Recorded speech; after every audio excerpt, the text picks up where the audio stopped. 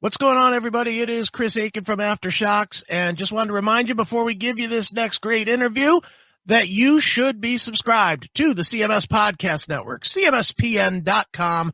That is the web address. You can watch, you can listen, you can subscribe, everything you need to do to catch not only this episode, but everything that we've done in the past. It's all over there on the CMS Podcast Network, as well as great shows from the Classic Metal Show, Shockwave Skull Sessions, Talk to Me, and of course, Aftershocks TV. So sign up today and you will never be without entertainment again. All right, enough of this. Let me give you the interview you came here to see.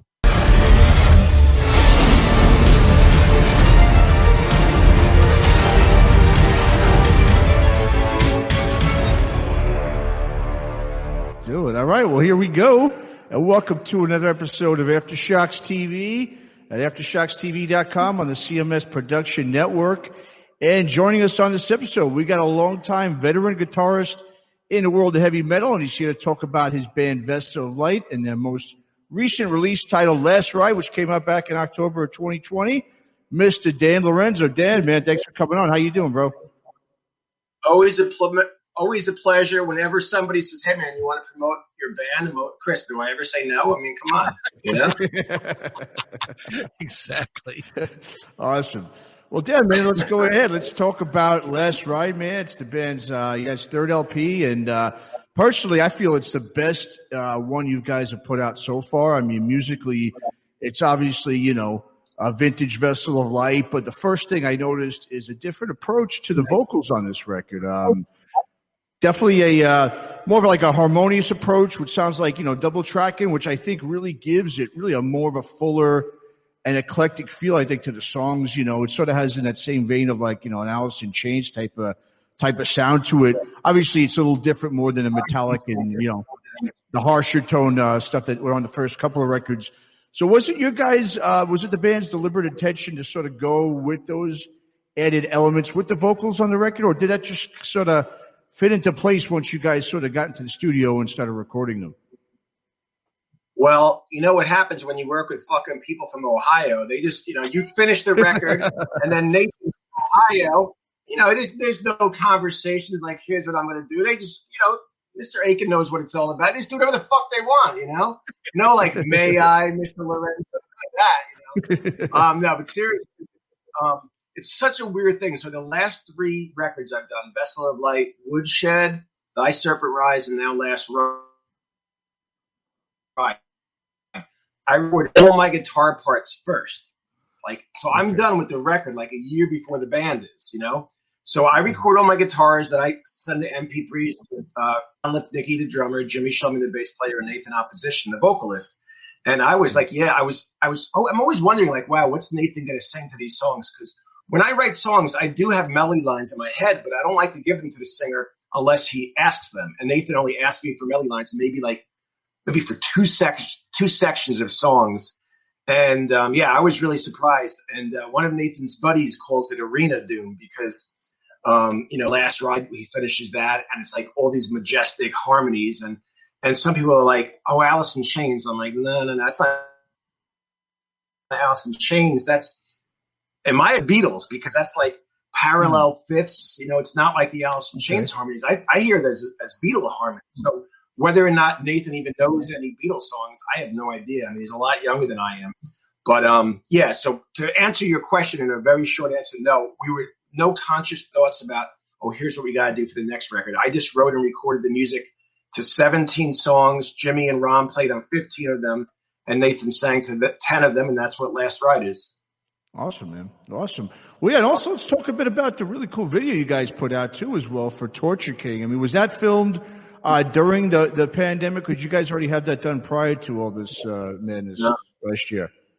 No, so we had a little East Coast run booked in June that was canceled thanks to coronavirus. And then we had the Maryland Doom Festival said, okay, let's reschedule the June show, play October 30th.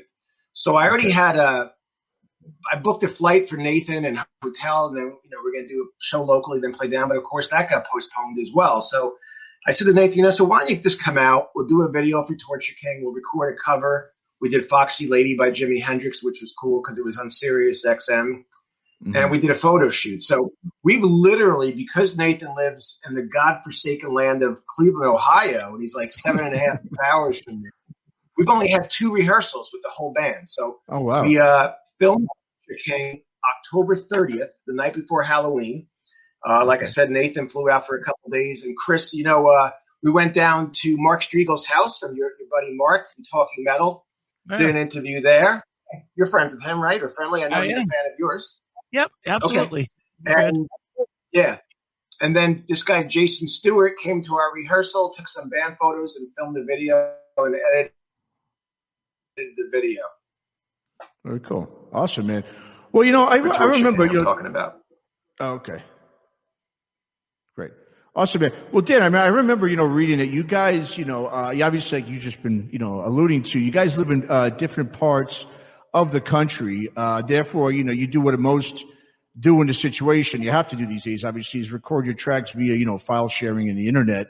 So for you, as a veteran in the hard rock and metal world, has embracing technology the way that you have, do you think that it has given you an advantage or sort of a leg up on some of your veteran peers who let's be honest, a lot of them do have trouble embracing the importance and the benefits of technology because they're either resistant to change or they simply just don't feel comfortable in adapting to the way technology and its advances, how vital they are, to be successful within the music industry today as a whole. Do you think that's really sort of giving you guys a step up above your peers, being able to really embrace the technology that bands need to really do these days in order to sort of, survive in the industry?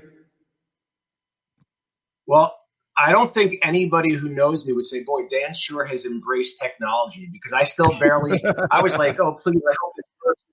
Chris sent me a link for tonight. I was like, oh, is this going to work? And I don't even know how to make an MP3. Like if I write a song in my house, my way of embracing technology is I'll make a video of me playing the guitar and text it to Nathan, because I don't even know how to make an MP3. Like I have a little home recording unit that I can, multi-track, but I don't know how to make an MP3 out of it. So the only thing I'm doing is going to a studio. My boy J-Rod in Pomona, New York, J-Rod Productions, he embraces technology for me. So I go to his house, I plug in and I record it, and then he makes an MP3 and he sends it to everybody.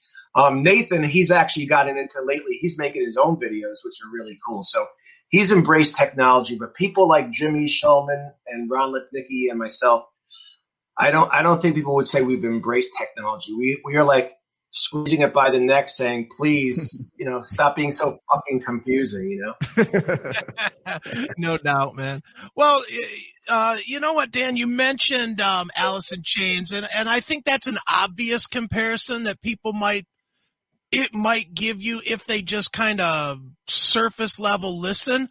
If you dig deeper into what you guys do, though, I hear a lot of comparison more to, and this is definitely a New York, New Jersey sound, but I hear like a Pale Horse Named Death, or maybe even some typo type of an influence. More a Pale Horse, you really got that sound going, and I know that's very much a New York club sort of doomy sound.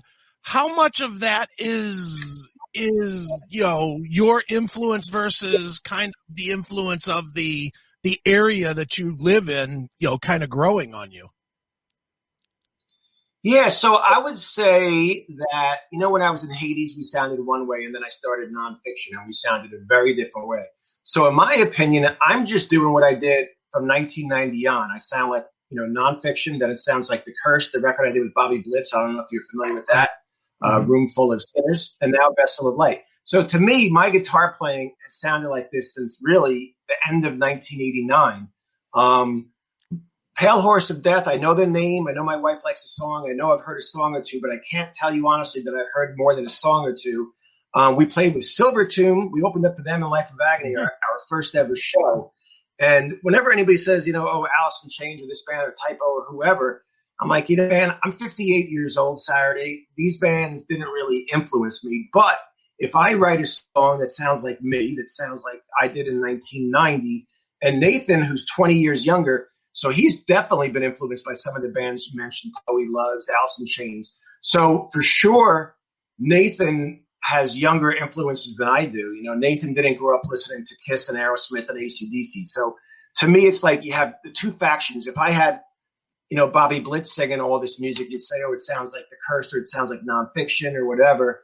But because Nathan's so much younger and Nathan is, you know, writing half the song, we do have some newer influences. I have heard many people say, though, you know, like when The Cursed came out, sounds like New Jersey, you know, like, I don't know, is there really something that, you know, we all sound similar or maybe in the same vein? It's funny because I don't really hear it, because there's a band called Monster Magnet from South Jersey who I don't really know a lot of their music, and I don't think we sound anything like them. I recently actually checked them out, but like there's, you know, Phil from Blitzbeer was in, I think he's maybe still in Monster Magnet, but it's, you know, we had this New York sound where we could all play together, all these bands, but when I listen to them, I don't think, oh, you know, this band sounds like that and this band we sound like them. So to me, it's all different, but it's like, if you guys came out here, you would say all the pizza's awesome, but I could bring you to 10 different pizza places, and each one to me is so different, where you guys might just be like, oh man, this is kick-ass Jersey pizza, you know? Yeah, that Sbarro is great. I had Sbarro once in the Dallas airport, and yeah, it was less than great. Less than great. I know, man. Well, dude, you know, it's interesting that you, as somebody that's in the environment, it almost makes sense. Don't hear it. Knowing that you work with Ethan, who's from here, you know, I certainly know the Cleveland sound very well, and he has not really put that onto Vessel of Light. I mean, it definitely, for me personally, in my ears, Vessel of Light has that very distinct New York doom sound that, you know, again, for me, it's more like a less sad type O, for lack of a better term. But, you know, it is interesting how, you know, just growing up in that scene as you have, you know, being a part of the development of that scene, that maybe you don't see it where, you know, other people that are away from that scene do. Yeah. So Chris, let me ask you this. When you hear Vessel of Light, you still talking? Yeah. No, go ahead. I'm sorry. It does. Don't you think Nonfiction sounds like Vessel of Light? Musically, it's the same exact thing, right? I don't think it's the same exact thing. I'm gonna be honest. I think you certainly benefit now a lot from the technology, because the one thing that I never thought Nonfiction did really, really well was emphasize the bigness of the guitar sound. And Vessel of Light, that's the first thing that fucking grabs you on Vessel of Light, is that huge, thick, so fat I don't think I could drag it across the room riff that you're playing.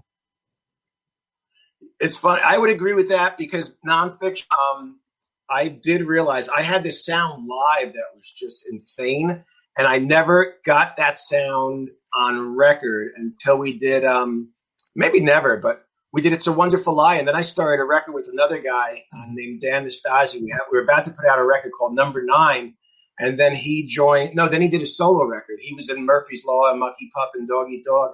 And I finally captured my guitar sound. And there's one song on my website by Number 9 called The Story Goes, where it's not mixed, but you can actually hear my guitar sound was captured on tape for the first time by the guy who looks a little bit like you, a little bit. Was it you? Maybe it was you. Nice. Awesome. Well, Dan, I mean, speaking of Nonfiction, and I'm going to kind of agree with you. You know, I think, you know, if you listen to those early Nonfiction records, they are very, you know, you could hear, to me, Vessel Light's just a little bit more doomier than Nonfiction. But I think with Nonfiction was it had a little more of that 90s groove to it.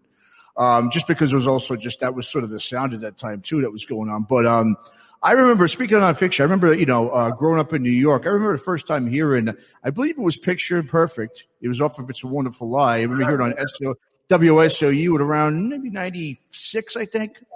And I remember I love that song. I remember going on a crazy hunt, around the New York, New Jersey area, man, looking for that record or any of those nonfiction records. And of course, to no avail. I even, drove out to Vintage Vinyl there. The awesome, infamous Vintage Vinyl. They didn't have it. So I remember I was like, man, I can't find any of this stuff. And I remember I finally found, I think it was Preface out here in California, probably about 10 years ago, which just shocked me. But I realized the reason why I couldn't find it back then was because, you guys were on, I believe, Steamhammer, a German label, I believe, correct? Yeah.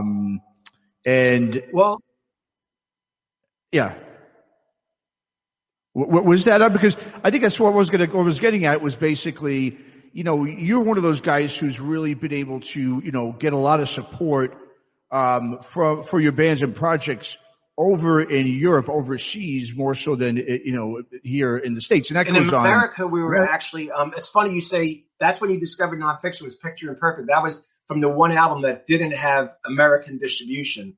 That was 1994, the last time when 1994, the song Picture Imperfect. Okay.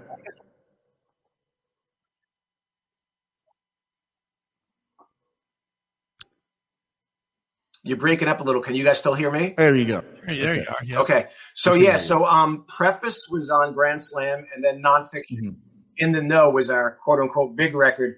That was on Grand Slam IRS with Capitol Records distribution. So In the Know got a pretty nice push in 1990.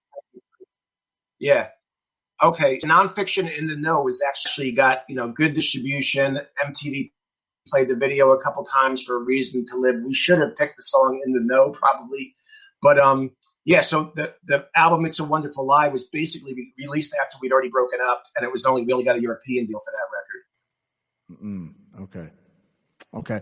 No, I was going to ask you too, in your opinion, why is it that so many, you think, metal artists and bands here in the U.S., because it happens here too in the Bay Area as well. I mean, a lot of bands I've talked to here, they're really big overseas. They get signed to labels over there, and yet they get very little attention here in the States. I mean, why do you think it's harder to get the support here in your home country than it is to get it over in, say, Germany or Italy or those labels that you've been on over the years? I mean, is it because the passion for this type of music is that much more greater overseas than it is here in the States? Yeah, I don't know if it's just the passion, but I mean, you got to think, look how big California is, right? California would be the biggest country in Europe, I would imagine, or Texas. I think. I hope I'm saying my geography correctly. But those countries are so small. I've literally played 18 different cities in Germany. I probably only played 15 different cities in New Jersey, and New Jersey's, so not that much smaller. But I think first of all, they stick with the band when they love you forever. I'll never get by being Dan from Hades, the guy who put out Resisting Success in Germany. They don't want to hear anything really except for that. There are fans who still write to me on Instagram are like, oh, I love Nonfiction. But Hades was such a thing in Germany, particularly our first album. But I think fans are not as welcoming for brand new music. They want it, we will get offers to tour. 2010, we got offered, Hades did, to play the Bang Your Head Festival, which is huge, Twisted Sister, Queensryche. And it's yeah, man, we'll come there. Can you pay us? It's well, here's the deal. You can come if you want to play your new songs. We'll pay you a couple $1,000 if you play just songs from the first two albums. And I'm come on, really? So can we play a couple songs that are new? So it's a very different scene there. I do think they are a little more passionate as far as if you guys had a band that was going on at 11 o'clock at night, I'm sure I would get there at 10:45, I don't really want to see the opening bands where, when you open up, we toured Europe opening up for Overkill and Sabotage, and we went on way before them, Nonfiction did, and people were there from the first note. So it's it's definitely a different there. There's pros and cons, musically, they definitely seem to be a little more willing to lay down a chunk of change and purchase your product, but there's bands look at my guy Blitz at Overkill. He's doing quite fine in America. He might be bigger in Europe, but he's still moving some units in America. All right, Dan. So you obviously were in Hades back in the day, which is a very different sounding band than Vessel of Light. And, you're most known for that. What kind of difficulties did you have, kind of to transition from one style to another? Have audiences been good with you? Have management people been good, or promoters, or does everybody give you a difficult, shake due to the fact that you have a different history than this style of music?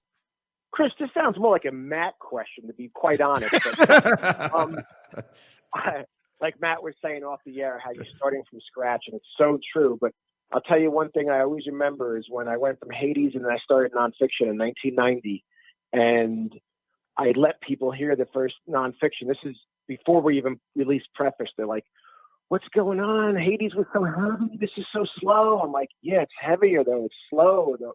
And they're like, they were so freaked out about it. We're tuning down. And then like 2 years later, we're number one on WSOU, which is the station Matt mentioned in Jersey. And there was like literally 12 bands opening up for us at Studio One. They all had drop tuning and everything. So, you got to play the kind of music you love. And I would love for Vessel of Light to be as popular as Hades was or were, but it's probably not going to happen. But I mean, I got to play the music I love. So the most important thing is you playing music you love, because you're not going to get rich doing this. I lose money playing with Vessel of Light because I put a lot of money into promotion, Mm-hmm. or at least I did. I made my New Year's resolution was to stop spending money on Vessel of Light. But yeah, so the fans, if you're lucky, if you can bring some of the old fans with you, and there's going to be some that just said, "Nah, it's not the same as Hades," they're not going to dig it. But then it's pretty cool because we're always finding new fans who never heard of Hades or nonfiction, and they want to check out that stuff. So if there's good and bad about, changing everything, but I mean, the most important thing for me is play music I love, and that's what I'm doing with the Vessel of Light, and that's why I really have no interest in any Hades or nonfiction reunions right now, Sure. Do you have interest at all in doing this like you did Hades back in the day, getting in the van, driving around the country? That is, of course, if COVID obviously ever lets up. Do you have interest? Yeah. Do you have interest in doing that, or are Yeah. you just kind of past that now? Well, I thought I was past it for a long time, but then when we started putting out records, with Vessel of Light, and, Nathan and I started the band, he played the drums and sang, and I played guitars and bass. And then we got the opportunity to open up for Life of Agony after Woodshed came out. And we had so much fun. We're like, let's do some more shows. So we booked, 3 shows in a row, then another 3 shows. And then we're like, let's do a 5-show run in June, And so right now, I wouldn't want to go on tour for 3 weeks in a van or a month or 2 months, but I'm really into doing some, 3, 4, 5-day runs. Even though it's, it's so different because, I was wondering, like, or Jimmy and I were, in our late 50s, are we even capable of staying out till 3 a.m. and then waking up at 6 and driving to the next city? And we thought it was going to be so hard, and we did it with Vessel of Light. We had, 3 times Nathan's flown out here, and we've done multiple shows in a row, and we had really almost nothing but fun. It was awesome. It was really fun. And if it wasn't for COVID, yes, Chris, we definitely would like to do more multiple shows. Like, there's no sense flying Nathan out here for one show. That doesn't even make sense for us right now, Sure. No, you're right. And, it's interesting, and so many of your, I'll say, contemporaries, even though most of them are not in the same musical style as you were with Hades, but, the older musicians, I think what has been the biggest detriment to them is that they stay with older musicians around them. Even when they put parts out, they keep other guys that are old with them, which makes to where they all can accept being old. Where we're, with you, like with Vessel of Light, you got Nathan. You can't go out there and say, "Man, I'm almost 60 years old. I can't fucking do this anymore." Cause he'll shit on your head and tell you, "Fuck you, get out there and play." Is that not the way it really is in the real world? Is by having younger blood, it almost forces you to behave younger? Yeah, I think so. I think that's a great point. I was about to say, oh, no. But now I'm thinking about it, dude, Chris, I'm not shitting you. I play basketball when it's warm out 3 or 4 days a week. And the average age of the kid I'm playing with is between 17 and 25 for the most part. Then there's a couple kids who are 30. And then my one buddy who's my age will come out once a week. So, yeah, and I always tell my wife, I was talking with one of her interns the other day on the phone. I mean, I don't want to act old. I love getting old, but I don't want to act old. I don't want to act like, my grandparents' generation did. Like when they're 40 years old, they look like they're 90 and, they're already settled down. And it's like, oh, you'll see when you turn 40. I'm like, maybe I will, I guess, but, I like I said, I'll turn 58 Saturday. I seriously feel 28. And part of that could be, I'm lucky enough to have good health, but part of it might be because I like associating with young people and at least having some of them, like whether I'm playing basketball with them or music, I do think it might keep you younger, Mm-hmm. Yeah. And it's so funny because most of the time guys I'm 52, so I'm a little younger than you, but most of the time when we get together with guys our age to play basketball, so to speak, it really is horse. It's not basketball anymore. It's standing and shooting. It's, Yeah. Nice. Well, Dan, Vessel of Light, great band, 3 great releases so far. Last Ride is the latest great release that people should check out. Where do you want us to send people to check it out and keep up with you and all that good stuff? Well, my personal website's danlorenzo.net. I don't know if anybody uses websites anymore unless they're our age, Chris, but young people like, you and Matt, I guess you could check us out on Instagram, Vessel of Light Music, on Facebook, Vessel of Light Band. My Instagram is Dan Lorenzo CK. If you Google Vessel of Light, you'll find us. We have a Bandcamp page. We're on iTunes. Our record label is Nomad Eel in California. They're releasing vinyl and CDs and cassettes. Great. Nomad Eel Records. They just put out a 7-inch with Torture King and Jimi Hendrix cover, Foxy Lady. Really limited edition. They only have a few copies left, but if people Google, if kids still Google, they'll find us. All right, man. Awesome. Well, people should definitely check it out. One more time, the name of the album is Last Ride. It is Vessel of Light. And Dan, it's always great keeping up with you and tracking you down, brother. Thank you, Chris and Matt.